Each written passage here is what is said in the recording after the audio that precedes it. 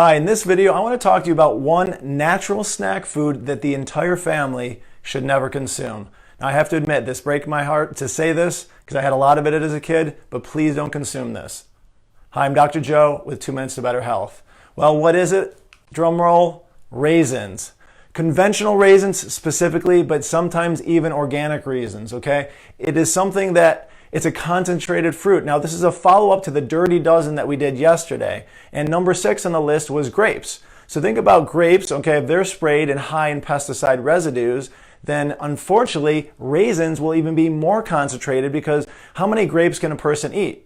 Versus how many raisins can a person eat? Because they're dried down, get rid of all that moisture. You could throw handfuls in and have 30, 40, 50 grapes in a handful. And unfortunately, it's going to concentrate the amount of pesticides in that. So I want to go through an interview that was done here from the environmental working group that did this study. So it said, while it didn't officially make the Dirty Dozen list because it's technically processed, just dried out grapes basically, the Environmental Working Group also included a special report about raisins. So since the USDA, United States Department of Agriculture, included raisins in its most recent test, it hadn't done this since 2007, for pesticide residues, the EWG report said that 99% of nearly 700 raisin samples tested positive for traces for at least 2 pesticides, and one sample had 26 different pesticides.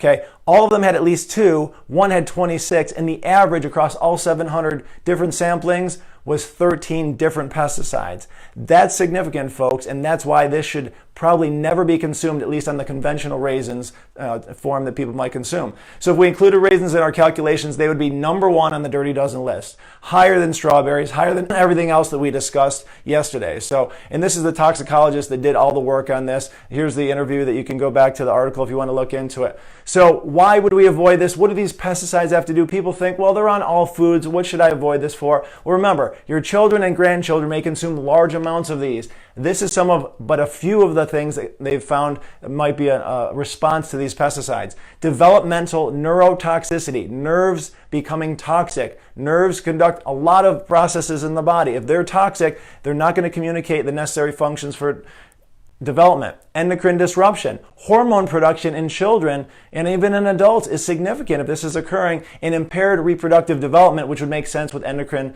dysfunction. So please, folks, do not consume conventional raisins. I don't just mean the box of raisins. That means the conventional cereals. That means you'd have to shift over towards organic. So even though organic has been found to show some trace amounts of these pesticides, far less. So if you like your raisins, buy the organic version. It's just a few cents more. The box cereals, buy organic.